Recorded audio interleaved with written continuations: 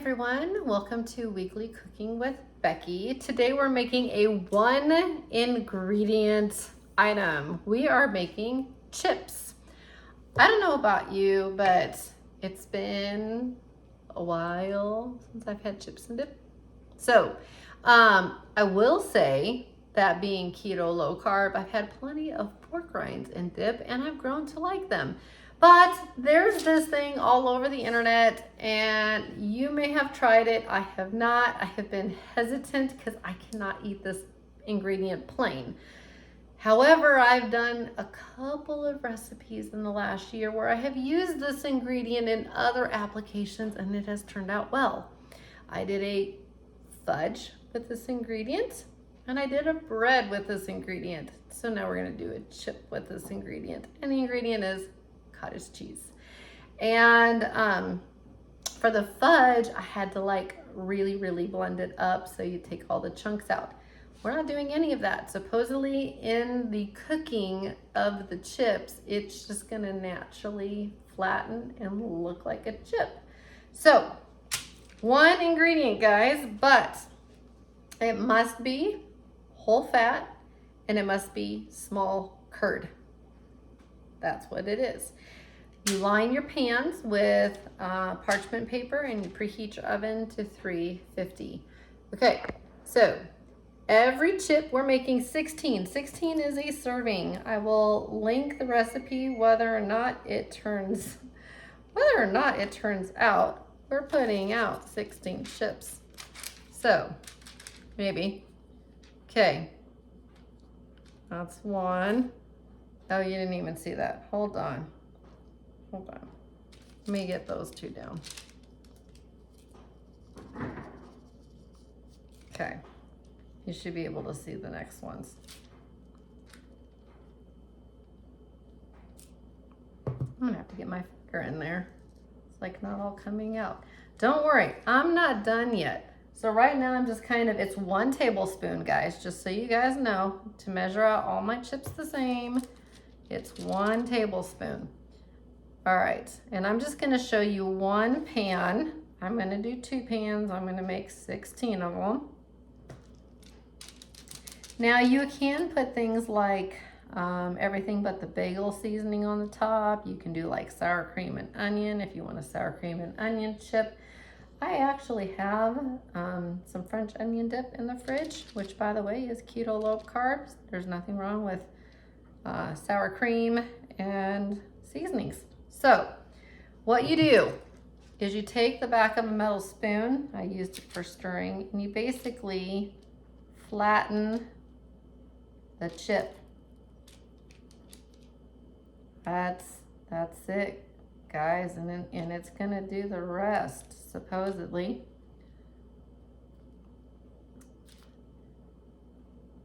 I don't know, but I'm gonna give it a try.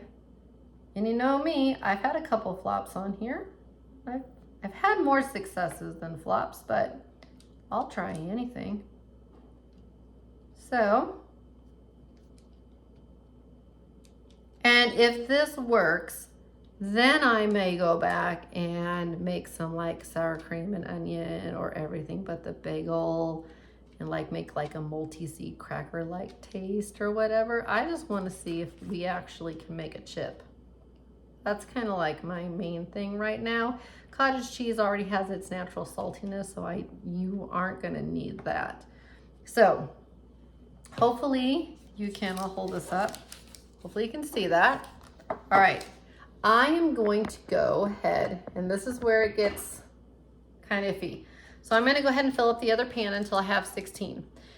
It goes in the oven for up to 50 minutes. Starting at the 20-minute mark, you start checking. You are looking for it to be golden brown to brown. Everybody's oven is different, so it's not gonna make that white potato chip look. They're gonna be golden brown all the way across to brown all the way across, but you want them to be crispy. Once they're that golden brown all the way across and you touch it and you notice it's crispy or brown, everybody's oven is different. I'm really hoping mine are golden, but we'll see.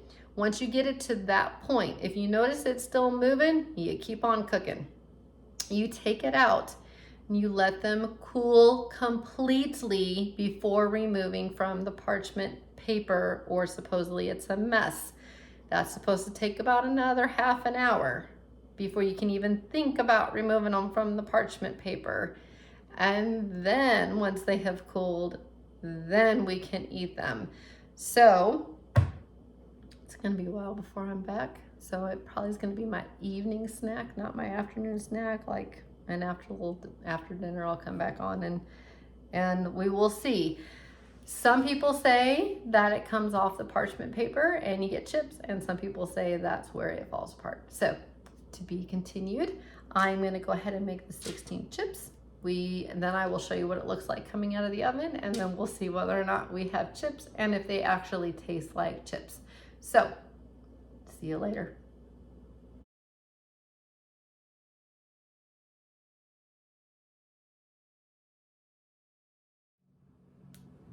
Okay, so you saw that preview picture and it didn't look so good, did it? So then I went to take them off that pan, and this is how many I got off out of all of them. Not very many. Most of them became ashes. So first let me say, according to the recipe, which I will link below, if you want to try it, you go for it. It's set to cook for 45 to 50 minutes, but start checking at the 20-minute mark. I pulled mine out at 35 minutes, guys. 35 minutes. I can't even imagine what 45 or 50 would have done. So 35, and we have a variety here. So first of all, the ones that are actually crunchy are black, but do they taste like a chip, or do they just, I don't know, taste burnt? There's your crunch.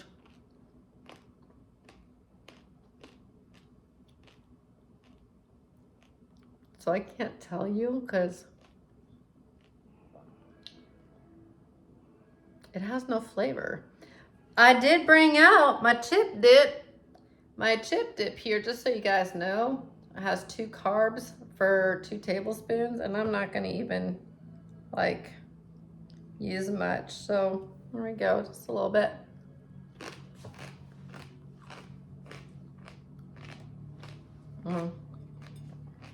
So now I'm gonna try one. Guys, I'm never making these again, but we're gonna keep going because that's what I do.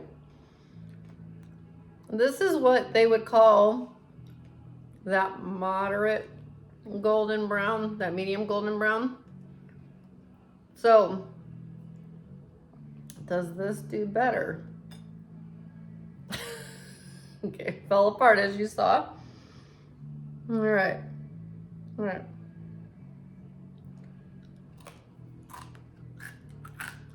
Okay, there was a crunch. I'm just trying to be honest for you guys.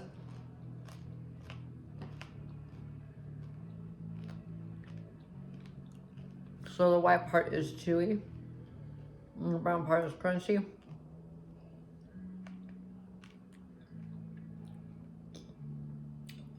I'm gonna be chewing that forever. Well, do I even dare try this one? I'm gonna take a piece off of the really light section. I have a feeling there won't be any crunch to this one at all. Okay, it just fell off my hand.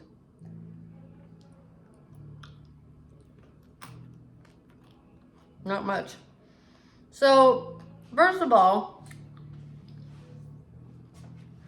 there are some carbs, but you get protein. And you're supposed to serve it with dip or whatever, or season it.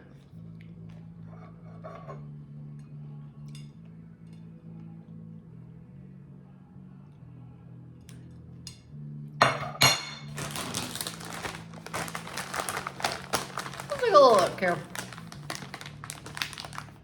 Total carbs. Total fiber. Carbs. Protein, 9 grams. Okay. And only 80 calories.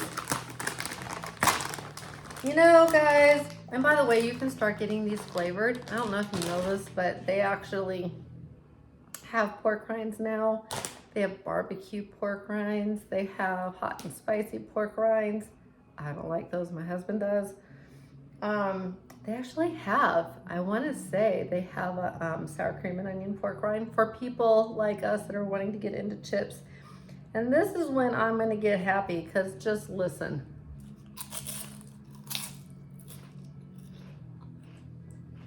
I got that chip crunch. I got my dip. Got my chips and dip. So this weekend when we do our cookout, I'm going to be eating these while everybody else eats something else.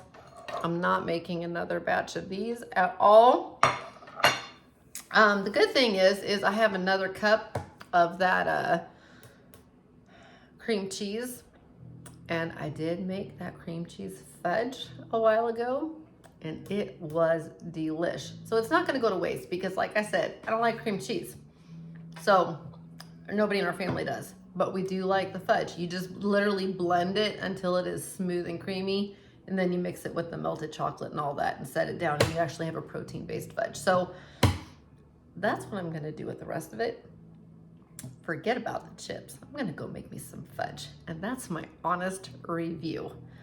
So go back, find my fudge recipe, or I'll link it in the description below. Make the fudge, skip the chips, and use these. All right, until next time, and I'll bring you something that tastes better. Okay, bye.